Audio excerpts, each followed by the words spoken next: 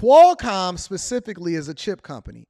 They are competing with the likes of NVIDIA and other semiconductor chip companies in order to continue to raise profitability or build up profitability from the companies. But Qualcomm is also losing some key contracts from some large major corporations. Qualcomm also supplies some of the chips that you see in some of your favorite Samsung devices and so on and so forth. So where NVIDIA is largely becoming propped up and is becoming profitable because they are largely funneling or filling the void that they need in order to continue to build this chat GBT and AI boom. Qualcomm is trying to take a similar approach, but they're also betting on autos. Make sure you hit a like for the algorithm, subscribe to the channel, and turn on your notifications. Let's get into this particular story so we can get down to the money, because this is my favorite part of the show. It's in airplane mode right now. It's just to show that it's running entirely on the device. It's just doing all the computation, and you can see it created a whole unique image. Qualcomm's tech is inside nearly all our smartphones. It pioneered the ability to connect wirelessly in the 80s, all the way to the 5G modems of today, making licensing fees for every device that communicates using its patented core technologies. And now it's working on an entirely new way of using generative AI. Have y'all ever heard of the Snapdragon chip? A lot of people that are not familiar with it, if you see and you look at any Samsung device, any device from a lot of these different manufacturers, even Google devices, the Google phones, I believe that they also have a lot of the chips, the Qualcomm chips and things like that inside of those devices in order for it to be snappy or whatever. If you look at MKHBD or whatever his name is or whatever, Marquise Brownlee, he talks about the different chips, and often at times he references the Snapdragon chip. That is the chip that is then provided by Qualcomm in order to provide or power those particular phones, okay? So when you're talking about investing in a company and you're trying to understand the chip wars and what's going on and who has contracts and so on and so forth, right? I want you to also take into consideration that Samsung makes chips, NVIDIA makes chips, ASML is the company that then provide the machines that you can then use inside of the manufacturing process in order to make these chips. China is in a chip war with the United States of America.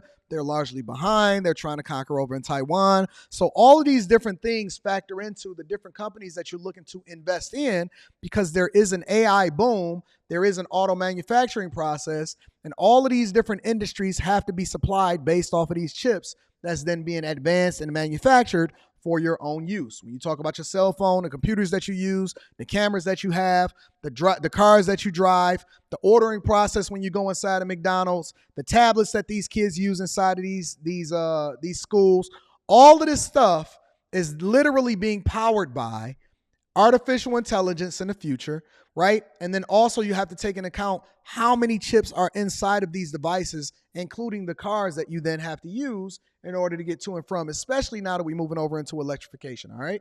So I'm just giving you a little bit of a foundation of what it is that we're looking at right now. Qualcomm is an inventor. They're an intellectual property company. Qualcomm also long held the title of world's biggest fabless chip company by revenue. But with the hype of ChatGPT, NVIDIA's revenue has now soared past Qualcomm's. So now the revenue is soaring past, which then changed the valuation NVIDIA, specifically as it relates to the competition relative to Qualcomm, right? So that's something that we need to pay attention to. It the new global leader in fabless chip design. And NVIDIA's stock shot through the roof too, making it a $1 trillion company.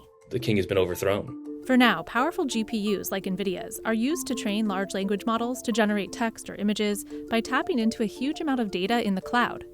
But at Qualcomm, CEO Cristiano Amon is making a big bet that one day generative AI will be in high demand off the cloud too. You're running massive amount of computation in the data center for every word that is generated. I think we have a very unique capability to run those models locally, and not only you improve performance, but you significantly improve cost. And while its modems are currently inside every iPhone, that's also set to end as soon as next year. Apple is about 20% of Qualcomm's revenue today, so it's a pretty sizable hit. So now Qualcomm is focused on diversification. It has Now, why would a company ever be focused on diversification? Because they already see the writing on the wall, right? When you see what was happening with IBM and Apple, the first sign of trouble The first sign of trouble, which was largely beneficial for Apple, but obviously for their suppliers, they had to start pivoting a little bit. The first sign of trouble was when Apple started to manufacture their own chips. Now, Apple still uses a combination of some of the chips that's then being supplied by the Qualcomms and so on and so forth. But that was the first sign of trouble. When you start seeing the M1 chip and the M2 chip, and they started being significantly more efficient and it was better. And when I bought my MacBook Pro, this latest one, and I seen how fast it was and the fan don't even turn on inside of this device, I was like, aha. I seen IBM suffering as a result of it. I seen them starting to try to pivot and squander around. I seen Qualcomm starting to squander around a little bit. And so I was paying attention to where different chip companies had staked their claim and how dependent they were on these individual companies such as Apple and Samsung in order to remain profitable. A new partnership with cloud computing providers and just expanded its auto offerings into motorcycles and new in-vehicle generative AI capabilities. We've taken all these technologies that we've built and then we apply it not just to mobile phones, but to VR headsets, to AR headsets, to computing, to automotive. CNBC went to Qualcomm's headquarters in San Diego to see its latest tech firsthand and ask top executives and analysts what's next for the longtime wireless ruler as Apple.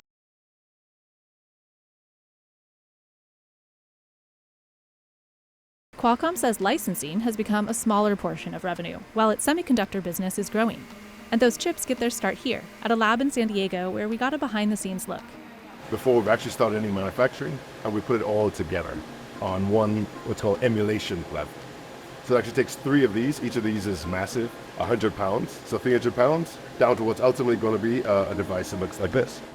Like all fabless chip companies, Qualcomm then sends its carefully crafted designs off to be manufactured at multi-billion-dollar chip fabrication plants, also known as fabs or foundries, largely in Asia.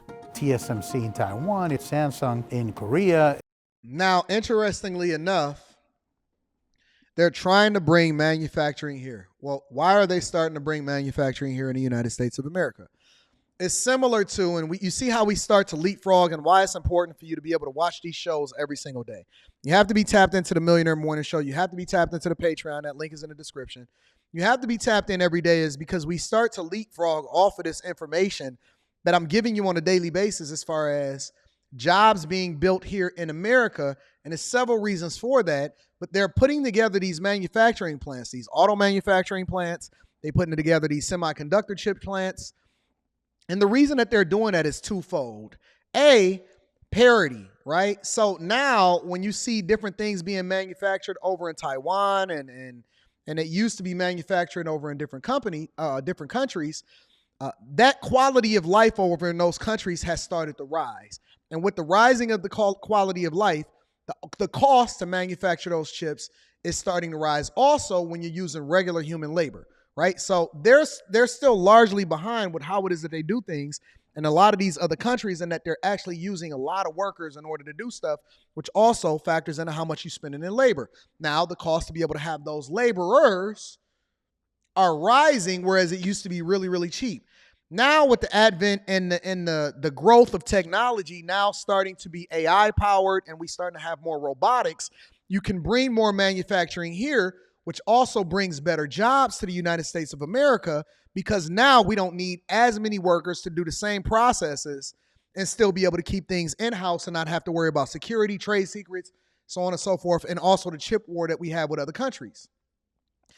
The other side of that is it's hard to find people that actually want to work because we have now gotten into a space where most people are lazy and they do not want to do manual jobs or even get educated to the point to where they can start to become a part of the process, whether you're a software engineer, whether you actually, able to get on the line and be able to, oversee a lot of the different things that's going on inside of these manufacturing processes. People don't have the education here in the United States of America to take over these jobs, and they don't have the wherewithal and the work ethic to continue to do so. But we still recognize that we have to have this manufacturing here in the United States for the reasons that I just previously stated. And so they're building a lot of plants and they're starting to, and that was part of what it is that Biden was pushing with the CHIPS Act.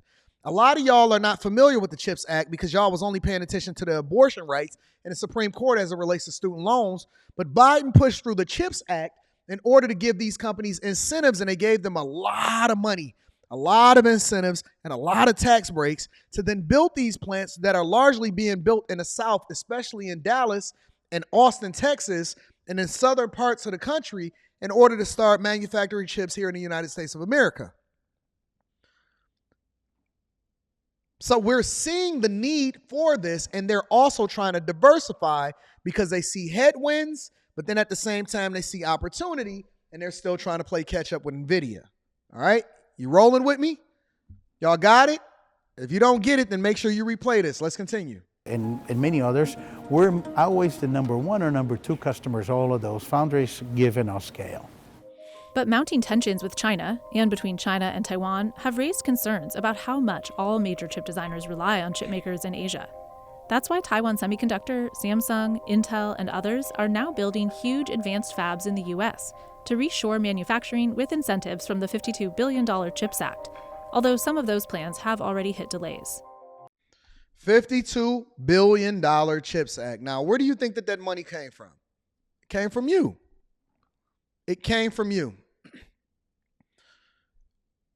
And I have literally not watched this video yet, right?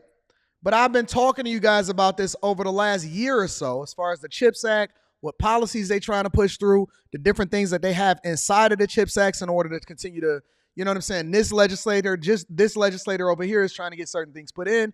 But in order for them to push that CHIPS Act, they first have to get you to vote them in there, and then the manufacturing companies or the chips companies are also going to legislate and lobby for them to continue to get this money because they want to be incentivized in order to build these plants. Yeah.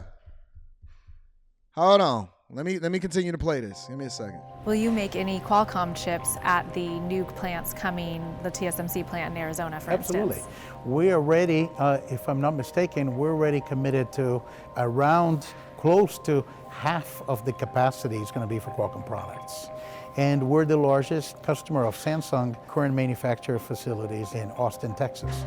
Once Qualcomm gets its chips back from the fab where they're manufactured, it tests them using mock-up devices to mimic the smartphones where they'll eventually end up. To make sure that the final system is going to work exactly as we've intended, to write the final software that we then hand off to our customers. When it comes to these core systems on a chip, SoCs, inside smartphones, Qualcomm really only has a couple competitors. Have MediaTek, based out of Taiwan, a very strong competitor. We have Exynos team within the overall Samsung corporation.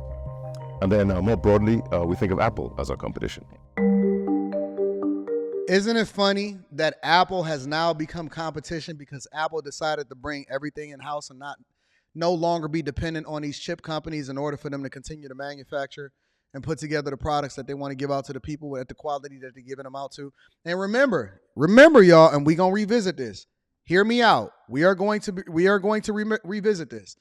Apple is also, remember, they made an announcement earlier this year that they got the whole headset coming out, and Apple is going to be manufacturing this headset, and it's going to launch late or early 2024, allegedly. Early 2024 is when they said that they was going to release this headset. Remember that. We're going to revisit this, all right? Apple has indeed made its own A series of processors for its iPhones and iPads since 2010. But inside every iPhone is also a Qualcomm modem. And that's the part that connects to the cellular network, called a modem or baseband. And it's what makes a mobile phone truly mobile. And those are very difficult to design. Today, there's really only 3 companies that make them in scale, and that's Qualcomm, MediaTek, and Tsinghua Unisoc in China. When its 2-year legal battle with Qualcomm came to a close in 2019, Apple bought Intel's 5G modem business in a move to develop its own cellular modem. Apple's made it very clear that they want to get rid of Qualcomm entirely and go to their own modem. So Apple has already told you that they already manufacturing their own chips, and now they want to have their own modems. And so at some point, Qualcomm is going to have to pivot because that form of monetization is no longer going to be a part of what it is that they reporting on a quarterly basis as far as over to their shareholders. And so Qualcomm has to pivot. They have to diversify outside of Apple in order to continue to satisfy their shareholders and the valuation of the company as far as justifying what it is worth, right? So this is why this is important, because even though we talk about all of the stuff that's fun to talk about, it all comes back down to the money. When you look at these devices, right, and you look at the iPhone 15s and all of this stuff that's about to come out, I know Apple got an upcoming event on September 15th, and that they're going to announce the iPhone 15, and everybody's speculating what changes is going to be made. Most of the time, the changes is all internal, so it's all based off of it, having a better camera, better chips, faster. We've largely gotten to the point to where we've matured as far as what these devices are going to look like, right? The Samsung devices, whatever, so on and so forth. And whatever happens at one point in the industry is going to start to trickle down into other industries and other manufacturers of these phones and so on and so forth. But they're looking to diversify so that they can now, and Apple is never, ever going to rest on its laurels. It's always going to be re-engineering how it is that they do business. They're no longer going to be dependent on Qualcomm in order for them to then get these modems. So remember that, all right? Unclear if they can pull that off, when they will be able to do it. It's very different than everything else Apple Silicon has built. We have a relationship with Apple for the iPhone that is launching in 23 as well, but we have no plans for that relationship in any direction in 24. We don't have visibility whether we're going to be in the iPhone in 24 or not. They don't even know. Literally, the CEO himself is telling you that, listen, we're going to be in the iPhone in the iPhone 15 in 2023, 2024. We don't know what's going to happen 2024, 2025. So this is what I say from y'all all the time, and what I'm saying, when you need to invest in a company, you need to intimately understand not only where it is that they're going. Don't just look at it saying, well, this company give a nice dividend every single quarter. No, you got to look at what it is that valuation of that company is going to be, what their long-term strategy is, what the leadership is, what their relationship with their suppliers are, right? Whether or not it is a dividend company or whether it's a company that continues to reinvest in itself and inflate the stock price, what their competition is doing, what is the war over in China with the semiconductor chips is going like, what is Biden then awarding over these people, and are they hitting snags when it comes to building these semiconductor chip shortages? Who are they then dependent on? Is ASML delivering? It was a guy that defected over from ASML that's now being tracked over in China because he's trying to steal trade secrets. And so there's a lot of different moving parts that we have to take into account before you just invest in a company based off of ChatGPT or the AI boom. All right? Qualcomm has been open with investors that its deal to supply Apple with chips for the iPhone won't last forever. Apple is actually a smaller and smaller portion of our business. Really, over the decades, we've diversified very broadly. So even within smartphone, most of our revenue, most of what we do actually is not Apple, but really is working with our strong partners like Samsung and other handset vendors. There is no doubt that people that are invested in Qualcomm would like to see the company continue to provide technology to Apple. Having said that, this was part of the reason the company became so aggressive in its diversification efforts, was to make sure that it never became overly beholden to any one company, including Apple, which we have seen from this come a very successful entree into automotive. And Apple isn't the only one turning away from Qualcomm silicon. Chinese smartphone maker Huawei currently uses Qualcomm's 4G chips in all its high-end phones. But it'll soon switch to 5G, turning to China-made chips because of export controls on U.S. companies providing advanced tech to China. Meanwhile, smartphones as a whole are facing an industry-wide downturn. Shipments are on track to hit their lowest point in a decade. And one of the reasons for that is that the market has matured. And so if you got a 14, people are starting to keep their phone longer. There's no need for you to continue to upgrade. And so what they're trying to do is they're trying to diversify into other industries because they're facing headwinds in a lot of different spaces, as well as competition from other chip makers, all right? A couple really good years during the pandemic when everyone was buying new phones, upgrading. And now we've entered the downturn. And so cyclically, there's just less demand, right? And at some point that will turn around, that will improve. In August, Qualcomm reported weaker than anticipated revenue for Q3, and it's planning another round of layoffs after letting go of 415 people in June. It employs around 51,000 people. The macroeconomics, I think, is not unique to Qualcomm. A lot of companies have been right-sizing their business, and we're no different in the right-sizing is corporate speak for getting rid of people that we don't feel like we need in order to continue to run up the numbers and satisfy our shareholders. That's what right-sizing means. It's funny, too, because last night, because my daughter is jumping on a plane today. Shout out to Leslie. Shout out to Rita. They flying over to California or whatever. And so they going over there to go and have fun and take care of some business and do whatever it is that they do, enjoy mother-daughter time, and they get to go over there and do the taekwondo and competitions. So they're going to be doing their thing, right? And it's funny because my daughter came to me last night because that the kids just started school. And I'm going to read some of those super chats shortly. And she said, Dad, I need you to help me with my physics homework. Now, I know that most of you guys, and she's 15, so she's in the 10th grade. Now, I know that most parents will be looking like, what you talking about, Willis? Most parents will be looking like deer in headlights. And so at first I was like, all right, so let me go ahead and look at it, right? And so we were dealing with different physics problems, and I was able to figure out, how to do them and so on and so forth. But I wanted to verify that I was right.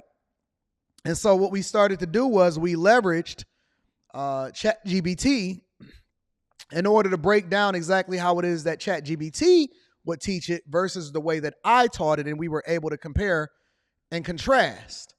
It was a beautiful sight. It was a beautiful sight. And so she was able to go through and compare how it is that ChatGPT leveraged the formula that was given to her from the book, or not even from the book, from the virtual book that they're using in a school, in order to actually have a comparison and a contrast to what it is that we were teaching her inside of the household.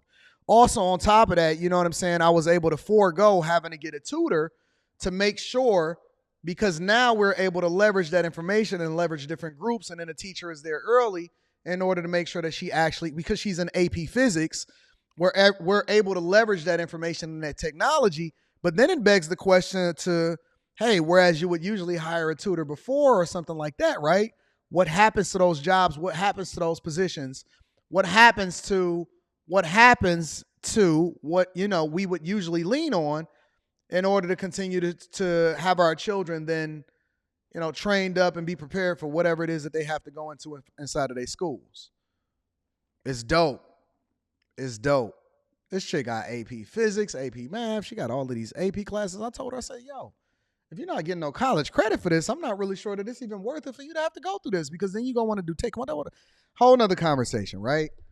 Whole nother conversation, because then the problem was, if somebody puts a hole and it goes 6 meters south, and then they put it 5.4 meters east, I forgot what it was.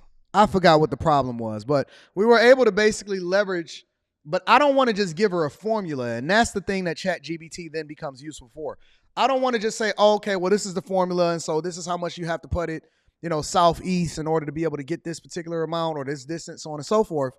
I was able to actually leverage ChatGPT to better explain why we got there, so she'll know how to apply the formula instead of just using a formula for every single problem when it's context and nuance behind what it is that she's doing and implementing. You know what I'm saying? So it was a beautiful sight. It was a beautiful sight. Technology can be one of the greatest things ever, but it can also be the thing that upend your lifestyle if you don't really embrace it and adapt to the times. So Qualcomm is adapting to the times. I believe that they will be okay, but I think that they are still going to be facing headwinds over the next few years. Me personally, I am not investing my money in Qualcomm. I am invested, and I have been invested for quite some time in NVIDIA, and I'm invested in ASML. So that's just for disclosure. I'm not telling you what to do. I'm just telling you what it is that I do.